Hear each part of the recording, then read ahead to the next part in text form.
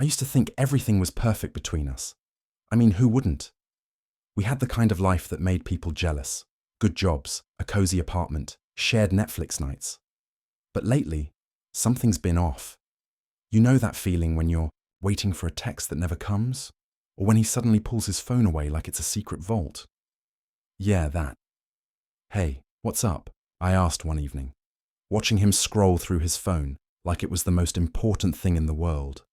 He glanced up, smiled thinly, and said, "Nothing, just work stuff." Work stuff? I pressed. It's Friday night, and you're glued to your phone. He shrugged, eyes flicking away. Some deadlines, you wouldn't get it. I hated that line, like I was some clueless outsider in my own marriage. Come on, tell me, I said, trying to keep my voice light. He shook, his head slipping the phone into his pocket. Really, it's nothing. Don't read into it. But I was already reading into it. Every word, every glance, every silence. A few days later, I caught him texting under the dinner table. The message popped up for a split second. Can't wait to see you tonight. And then he quickly locked his phone. My heart dropped. Who's that? I asked, voice barely above a whisper. He froze. No one. Just a friend. Really? Because that didn't look like a friend's message. He avoided eye contact.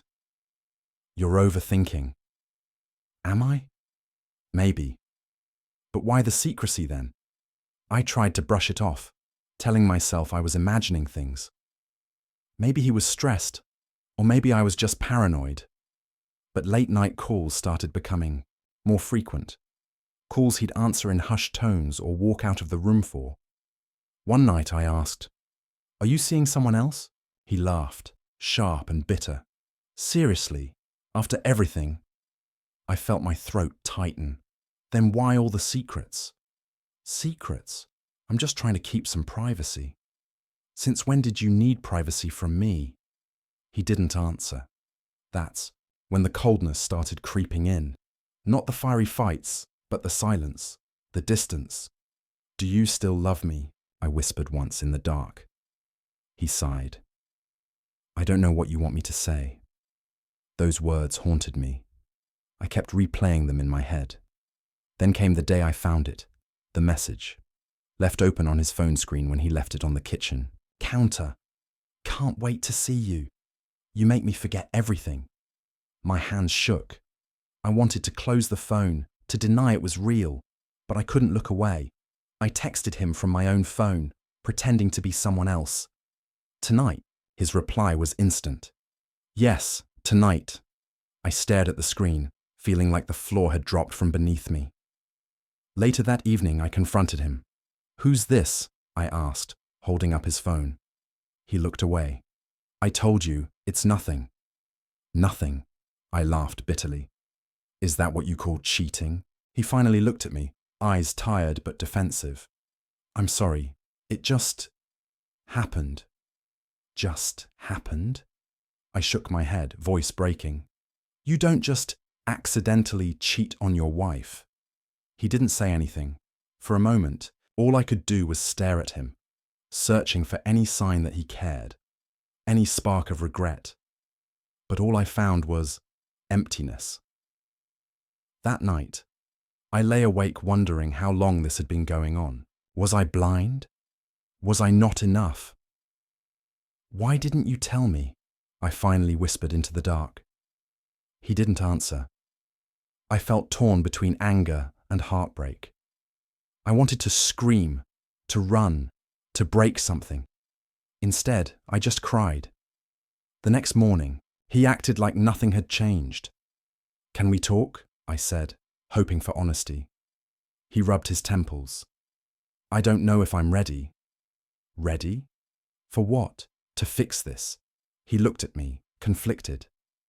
I don't want to lose you. His words confused me. If he didn't want to lose me, why did he betray me? Days passed, and I found myself watching him closely, noticing every little thing. The way he hid his phone. The way he sighed when I asked questions.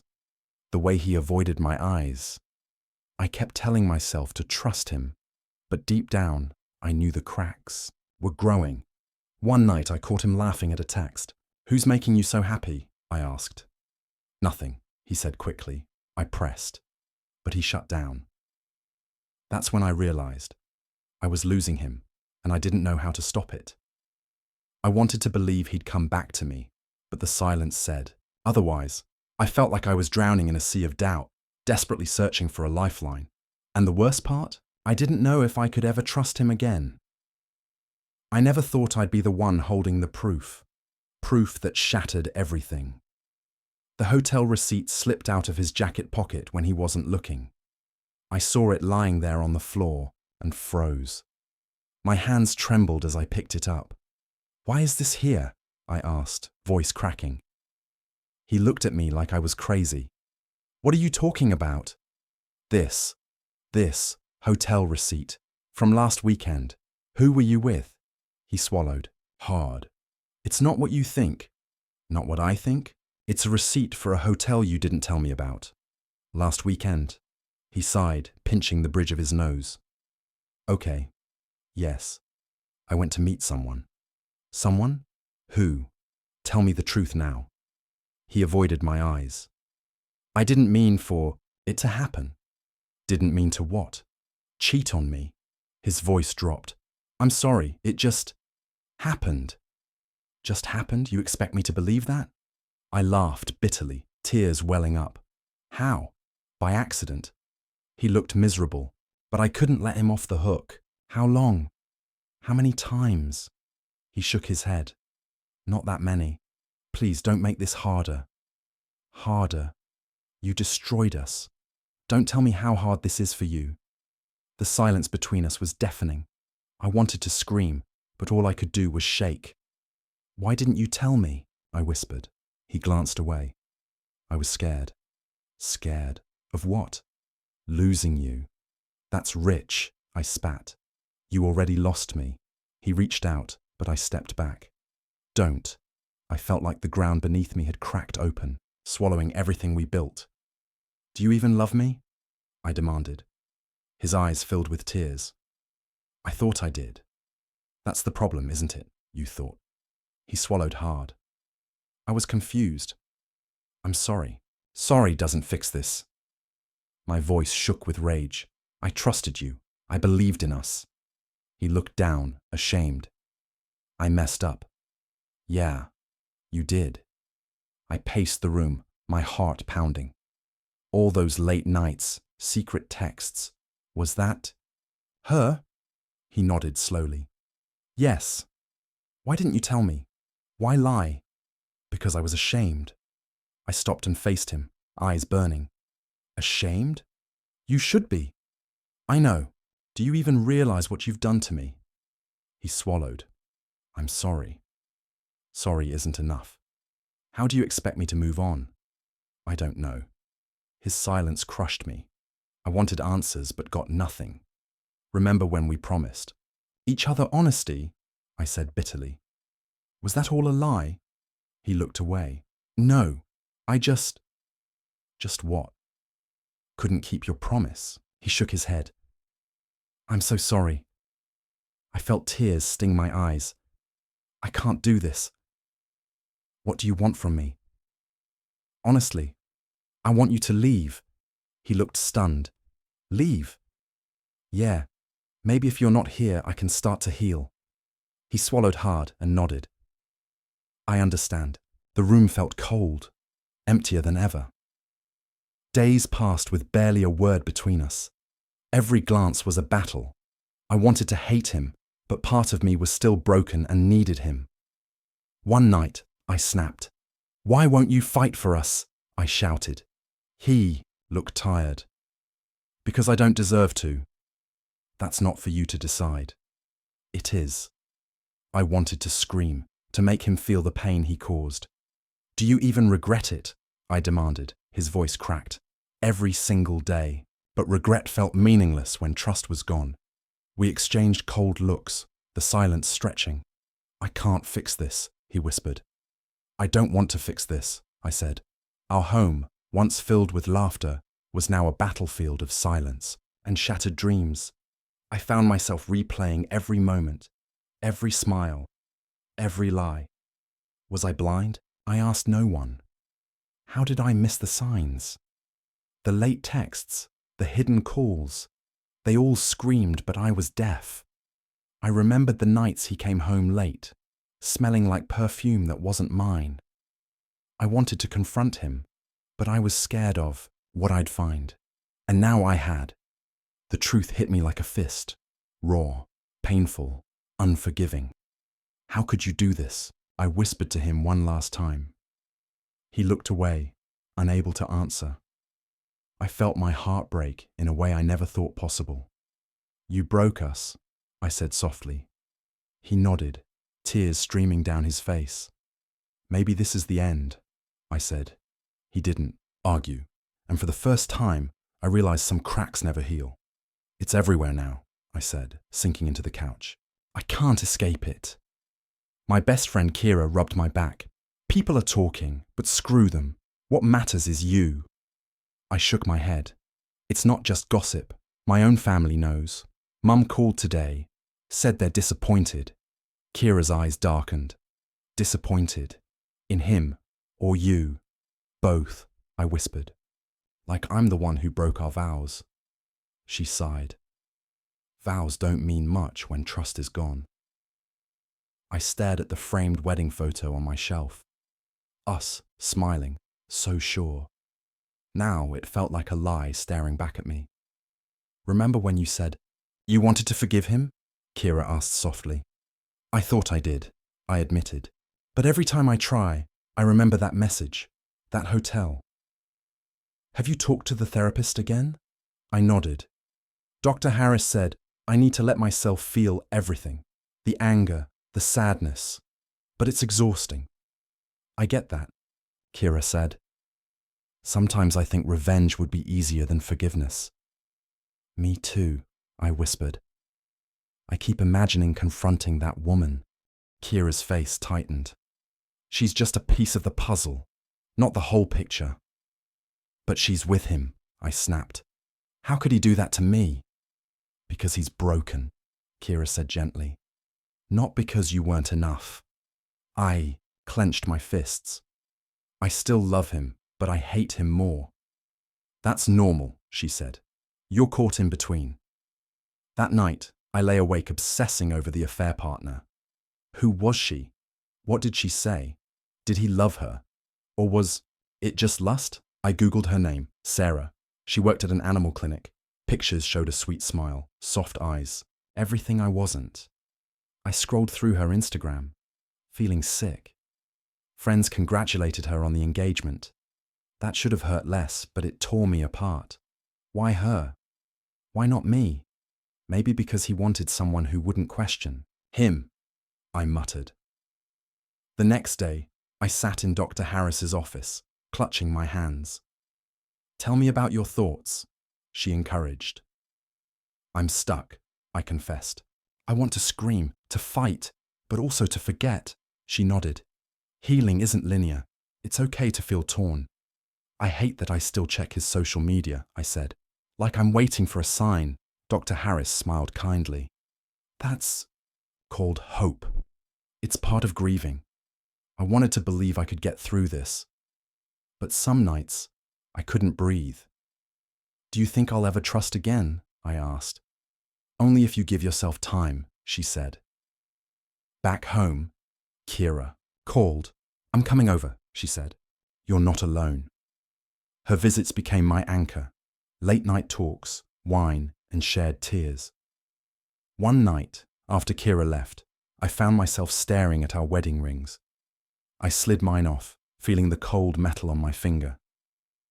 I'm not the same. Person who said, I do, I whispered. But maybe, I thought, I can be someone stronger, someone who doesn't need a broken promise to define her. I wiped away tears, steadying my breath. Tomorrow was a new battle, and I was ready to fight. I couldn't just sit there anymore, waiting, hoping, broken. I needed control, even if it was quiet and slow.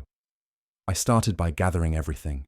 Texts, emails, receipts, every lie, every slip-up.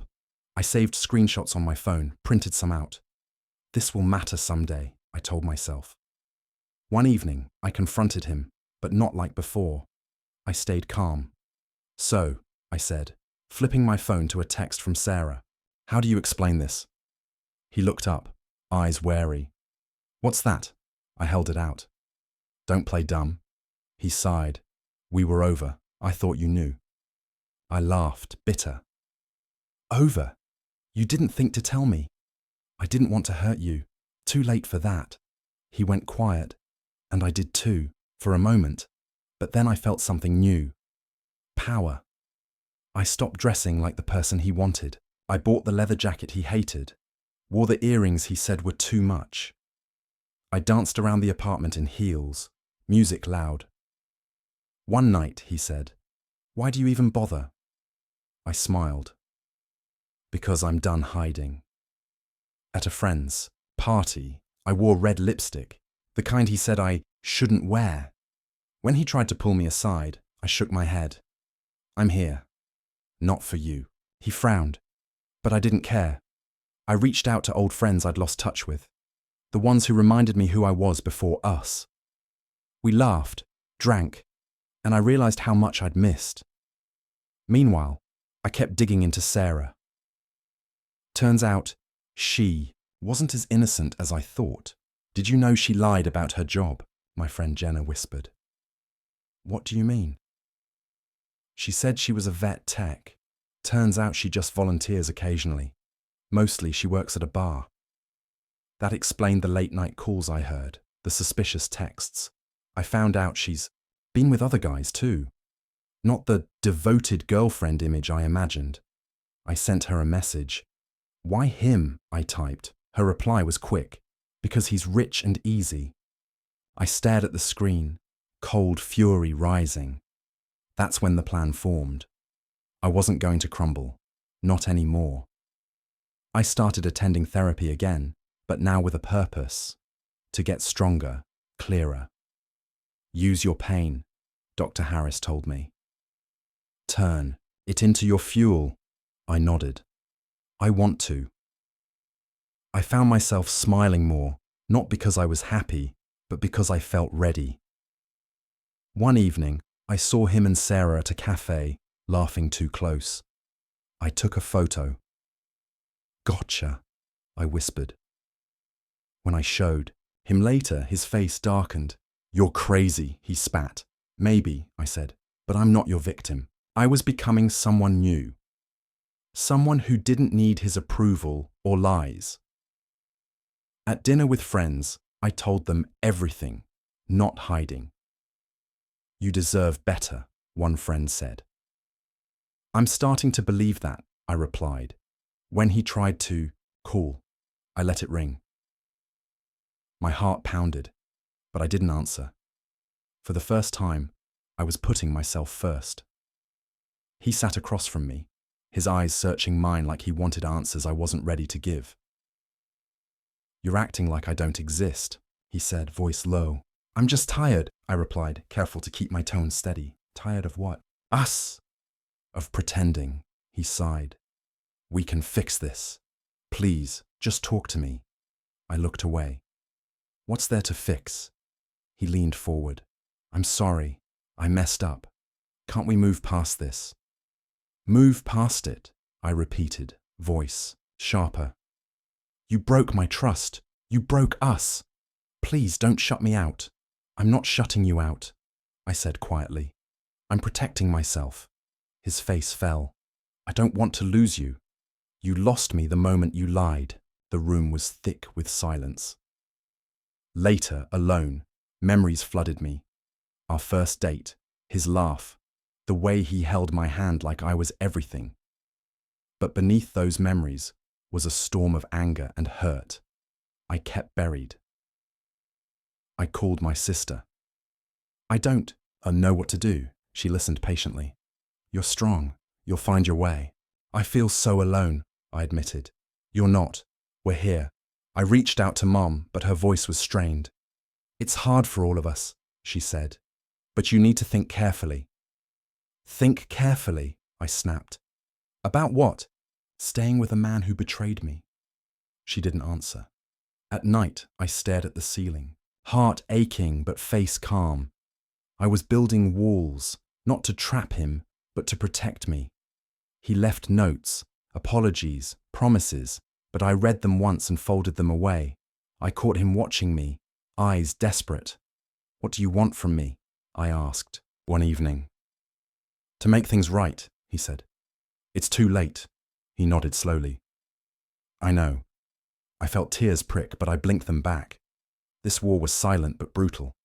Inside, I was breaking. Outside, I stood firm. I told myself, I'm fighting to reclaim my life. I couldn't hold it in anymore. The anger, the pain, it was boiling over. That night, I invited everyone over, family, friends, no secrets left. As soon as he walked in, I faced him.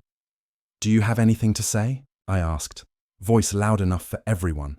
He looked around, ashamed. Save it," I cut him off.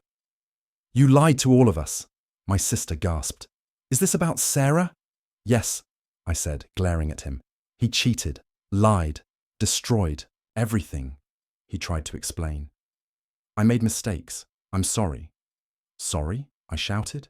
"That's it?" Tears streamed down my face, but I wasn't done. "I trusted you. I loved you. And you threw it all away." He looked like he wanted to disappear. My best friend stepped forward. "You hurt her. We all saw it coming." "Enough," he snapped. "You don't know what happened between us." I shook my head. "I know enough." The room was tense, heavy with silence and whispers. I told them about the hotel receipts, the texts, the lies. Each word cut deeper. He tried to justify himself, but no one listened. My father spoke softly. "This is painful, but truth matters." I looked at my family, their faces filled with shock and sadness. "Why didn't you come to us?" my mother asked. "I was ashamed," he said quietly. "Well, shame suits you," I said bitterly. I felt empty but alive, vindicated but broken. He finally said, "I never meant to hurt you." "That's where you're wrong," I said. "You did. Deeply." I turned away, wiping my tears. This was the end. I sat across from my lawyer, trying to focus on the papers in front of me. "So, the divorce will be finalized in 6 weeks," she said gently. I nodded, swallowing the lump in my throat. "I want to move on. I have to." My phone buzzed. Kira checking in. "I'm here for you," she texted. I typed back, "I need you now more than ever." Later, in therapy, Dr. Harris asked, "How are you feeling today?" I hesitated. "Broken, but hopeful." She smiled. "Healing isn't linear. It takes time." "I'm trying to forgive myself," I confessed, "for staying too long, for trusting too much." "That's a start," she said. At home, I looked around. The empty rooms felt both heavy and free. I thought of our wedding day, the promises that now felt like echoes. "Why did I believe it would last forever?" I whispered. Kira called. "You're stronger than you think." "I'm learning," I said. Each day I faced memories and pain, but also small victories, a smile, a deep breath, a moment of peace. I didn't know what the future held, but for the first time, I felt ready. This was my story now. I sat across from Kira, my phone in hand, hesitating. "Are you sure you want to post it?" she asked softly. "The truth needs to come out," I said, voice steady but trembling inside. I uploaded the photos, the texts, the receipts, everything. No sugarcoating, no apologies. Minutes later, messages flooded in. Support, shock, some anger. He called. I let it ring. Later, his cousin texted me, angry, distancing themselves. I felt a strange calm. Days passed. He disappeared from our circles, ostracized, alone. A part of me wanted him to suffer. Another wanted peace. I sat with Dr. Harris. I thought revenge would heal me. She smiled. It rarely does. Healing comes from within. I nodded. I want to forgive, not for him, but for me. Looking at my reflection, I saw strength, scarred but unbroken. Love taught me trust. Betrayal taught me worth. I don't need anyone else to define me. This is my story, mine to own, mine to write. Wake up now without the weight of doubt crushing my chest. The silence in my apartment is no longer heavy. It's peaceful. Kira called this morning, her voice bright. You sound different, stronger. I smiled. I feel different, stronger. I'm learning to love myself again, without apologies or excuses. No more shrinking to fit someone else's mold. I met someone recently. We're taking it slow. I don't need a label or promises, just moments that feel real. Last night, he said, "You're glowing." I laughed.